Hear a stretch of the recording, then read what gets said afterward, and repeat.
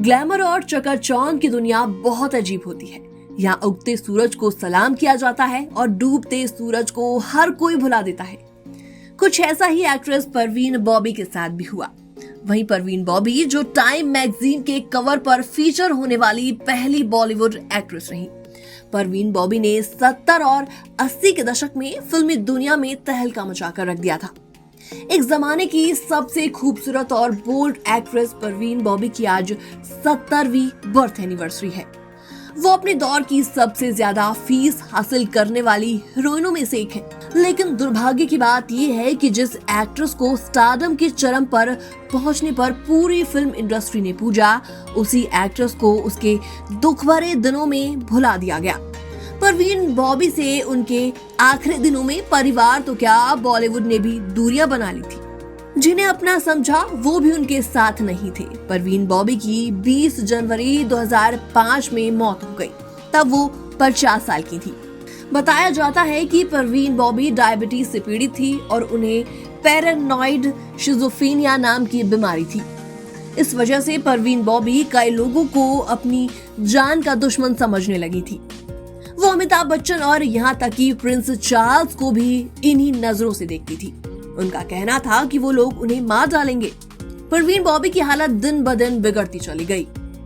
नौबत यहाँ तक आ गई कि इंडस्ट्री के लोगों ने उनसे दूरियां बना ली और फिर एक दिन अचानक परवीन बॉबी की मौत की खबर मिली।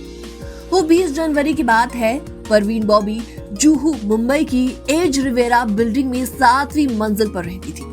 परवीन बॉबी अपनी बीमारी के कारण फिल्मों से दूर हो चुकी थी और उन्होंने बाहरी दुनिया से भी खुद को अलग कर लिया था। ऐसे में बॉलीवुड के लोग भी परवीन बॉबी से दूरी बनाए हुए थे। डायबिटीज और पैरानॉइड शिज़ोफ्रेनिया के कारण उनकी हालत बहुत ज्यादा खराब हो गई थी। परवीन बॉबी की बिल्डिंग के मैनेजर ने जब देखा कि परवीन बॉबी के फ्लैट के बाहर 3 दिन से दूध के पैकेट और न्यूज़पेपर इकट्ठे होते जा रहे हैं तो उन्हें शक हुआ। उसने तुरंत ही पुलिस को फोन कर दिया। पुलिस जब आई तो दरवाजा बंद था और बार बार आवाज देने के बाद भी अंदर से कोई हरकत नहीं हुई। तब पुलिस ने दरवाजा तोड़ दिया और अंदर का जो नजारा था उसे हर कोई भुला नहीं सकता। वो अंदर बेहोश पड़ी हुई थी। परवीन बॉबी की बॉडी बिस्तर पर पड़ी हुई थी। 3 दिन पहले ही उनकी मौत हो चुकी थी। पुलिस का कहना था कि परवीन बॉबी की मौत नींद में हुई है। शरीर पर किसी जोर जबरदस्ती के निशान नहीं थे। ऐसे में किसी ने उनकी हत्या की हो इसकी गुंजाइश नहीं थी। लेकिन बताया जाता है कि जब पुलिस परवीन बॉबी के फ्लैट पर पहुंची तो परवीन बॉबी की बॉडी पहचाने जाने की स्थिति में नहीं थी। वो सड़ने लगी थी।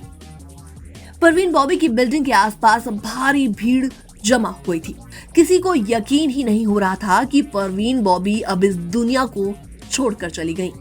परवीन बॉबी को डायबिटीज के कारण एक पैर में गैंग्रीन हो गया था, जिससे वो सड़ने लगा था। बिस्तर के पास ही एक व्हीलचेयर पड़ी थी। सब कुछ अस्त व्यस्त था। कपड़े और दवाइयां भी फैली हुई थी। कमरे की हालत देखकर लग रहा था कि परवीन बॉबी पिछले कुछ दिनों से चल नहीं पा रही थी। पैर में गैंग्रीन भी था, इसलिए उन्होंने अपने लिए व्हीलचेयर मंगवाई होगी।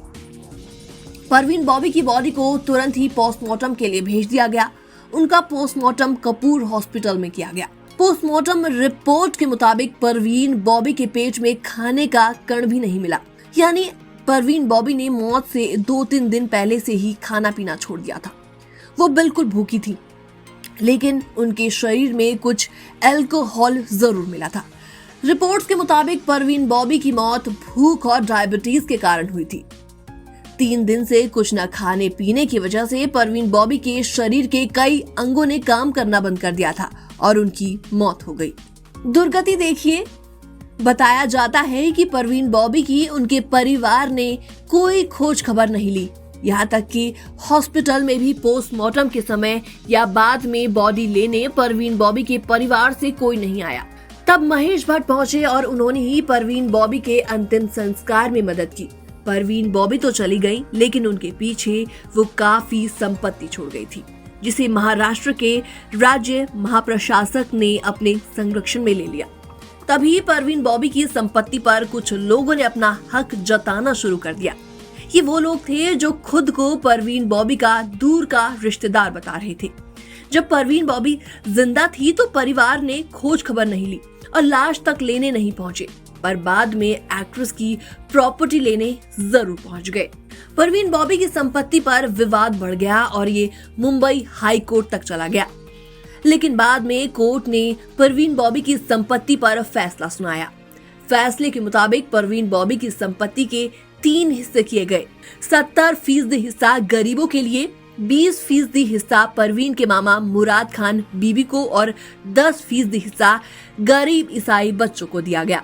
परवीन बॉबी जूनागढ़ की रहने वाली थी। मुंबई के अलावा जूनागढ़ में भी परवीन बॉबी की प्रॉपर्टी थी। परवीन बॉबी ने अपनी वसीयत बनवा रखी थी। इसमें परवीन बॉबी का जूहू स्थित रिवेरा अपार्टमेंट, जूनागढ़ में हवेली का सामान और ज्वेलरी शामिल थी। परवीन के बैंक अकाउंट में 20 लाख की राशि थी और उसे भी वसीयत का हिस्सा बनाया गया था। लेकिन वसीयत के मुताबिक परवीन बॉबी की संपत्ति का इस्तेमाल एक ट्रस्ट बनाने के लिए किया गया ताकि गरीबों की मदद की जा सके।